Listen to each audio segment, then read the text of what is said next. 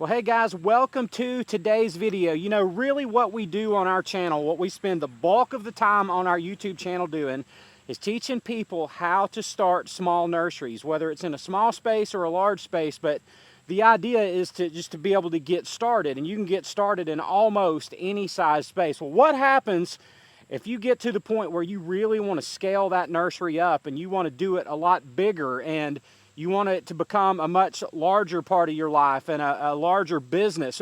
Like, how do you even begin to go about doing that? Because there's a lot of things, there's a lot of materials that you're going to have and some steps that you're going to have to take along the way to go from a small nursery with a few dozen or a few hundred plants to a large nursery with thousands or tens of thousands or more of plants. So today I want to just talk a little bit about how you might approach that, how you might think about that, and give you some information to get you moving in the right direction on growing your nursery from a small kind of hobbyist type of nursery into a full production nursery that becomes a much greater part of your life. Let's dive in here and let's have a look. Now, before we dive in any deeper, just a quick reminder that today, this Saturday, is the last day that the Nursery U membership is going to be available, at least for now. We may open it up again later on this year, but it won't still be for the $259 introductory price that we've done it with for the last 2 weeks. So if that interests you, if mentoring and community in a group of people who are seeking to start and grow nurseries are, then just check it out at nurseryu.com for all the information pertaining to that. Now, just to dive into this idea, you're going to have to start thinking about materials. If you're going to scale your nursery up, you got to have the materials to be able to do it. And one of the primary materials for any nurseryman, for any nurserywoman, is pots. And you got to have a lot of pots. If you want to have a lot of nursery, you got to have a lot of pots to put those plants in order to sell them. Now, my primary pot size is a trade 1, but it's becoming trade 2, like trade 1 and trade 2. We do a lot of things in those two size pots, and I got a pretty good size pile of pots here, a couple of tens of thousands of them at least, that I can use anytime I need them. You're never going to have enough pots, or you're never going to have too many pots. There's not any legitimate nursery anywhere that's really striving and trying to move forward and grow their nursery. Nobody who's doing that is ever going to say, well, I've just got too many pots. You can't have too many pots. We use small pots from just down to 3-inch size pots all the way up to 5-gallon and everything in between, with a couple of primaries in there, again, being our trade 1s and 2s. So you got to get your pots resourced so you know where to get them. You can get them for a decent price. That's really, really important. And just know that however many you can get, it's not going to be too many. So stock up on a whole lot of nursery pots. And now that you've put some thought and some time and some energy and some effort into procuring yourself a whole pile of nursery pots, then you got to start thinking about getting a whole pile of potting soil. Now, if you're really interested in scaling your nursery up, you got to stop thinking about your potting soil in terms of small bags of potting soil. That's just not going to move you forward. It's not really going to move the needle as far as really scaling up. You got to start thinking about your potting soil in terms of dump truck loads or semi truck loads.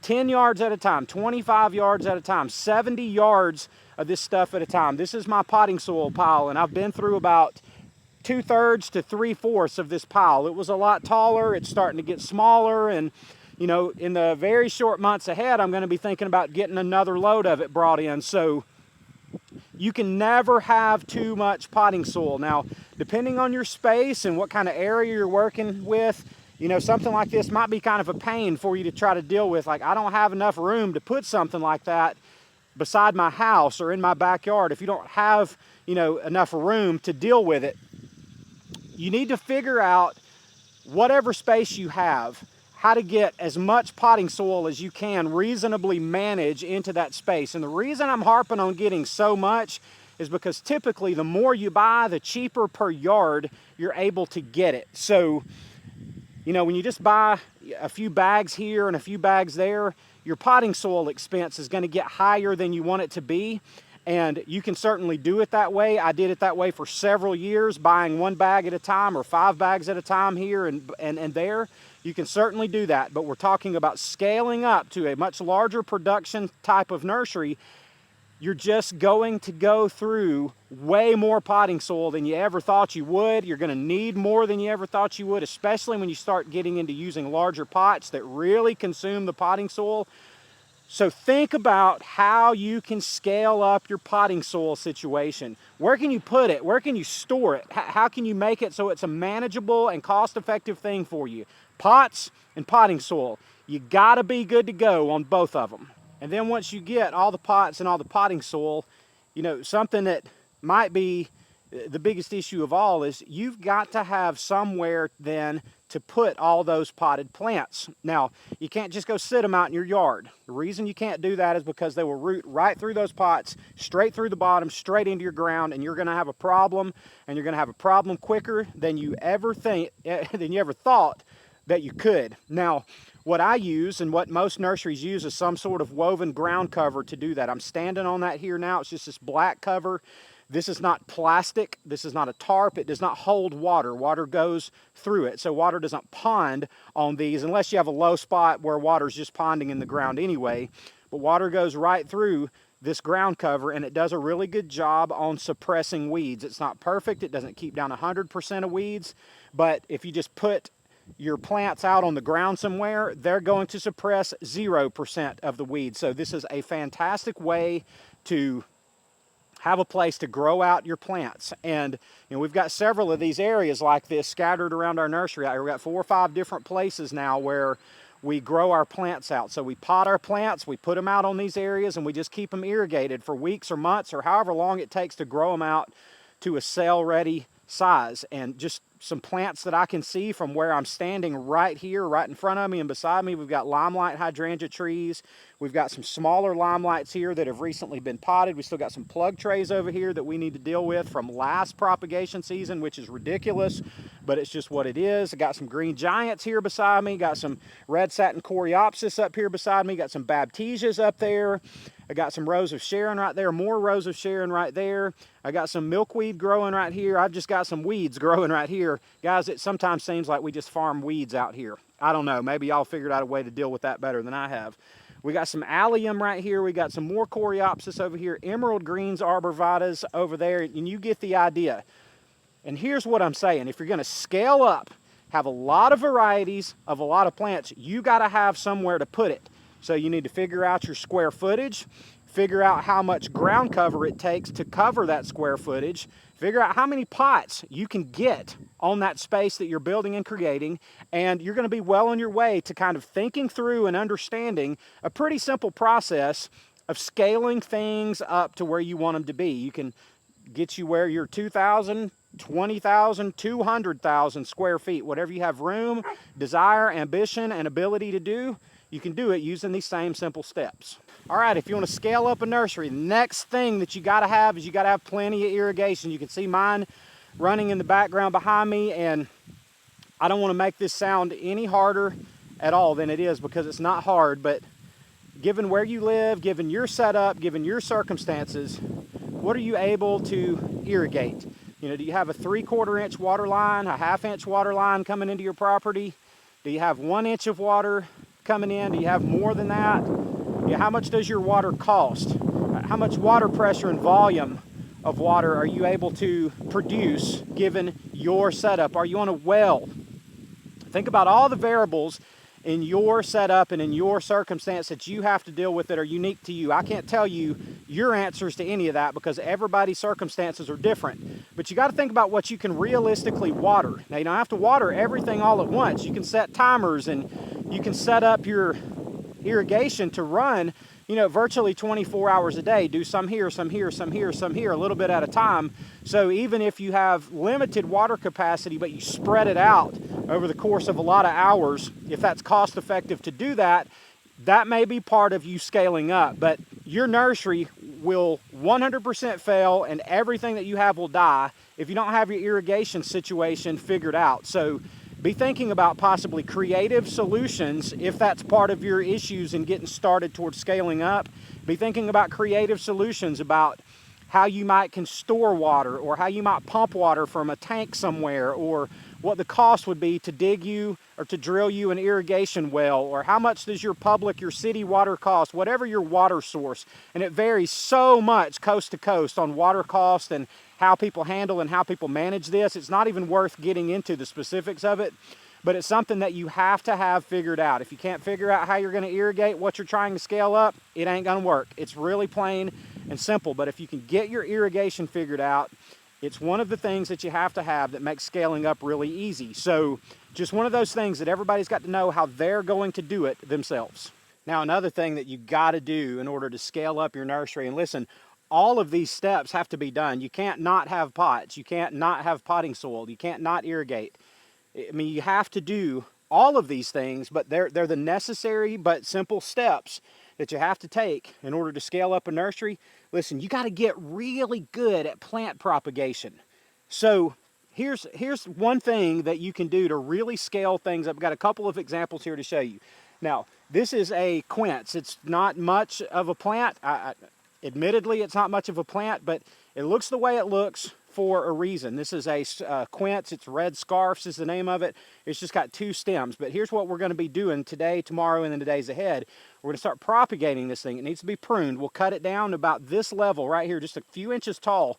And all the wood above there will be cuttings. There's probably at least 10 cuttings we can get from this one plant. So I don't have any of these planted in my landscape anywhere. You might think of those as mother plants or something like that. I don't have any of these planted out anywhere, but I've got all the cuttings that I'm going to need, because I've got about 100 of these right over here on the side that have been growing out from rooted cuttings. So we've gone from rooted cuttings, you know, in February or March of this year, and grown them out to this point here at the very 1st of August. Now it's time to start taking cuttings from these things, getting them under the mist to really up our numbers that we're propagating on these. Now, another plant that I have a particular fondness for that we do a whole lot of in our nursery is the hydrangea. This is a silver dollar hydrangea here. This is a 72 count tray of hydrangeas, and we just propagated these beginning about 6 weeks ago, maybe 8 weeks ago, somewhere around the first week of May. And so we've grown from little tiny unrooted cuttings in the mist to these. Now, if you can see these up close, you know, each one of these stems has 2 to maybe 5 cuttings per plant. So let's just do the math on that. Let's say this is a 70 count tray, and each one of these, let's say we can get 3 cuttings per tray. Well, if we do this whole tray, that's 200 plus cuttings from one tray.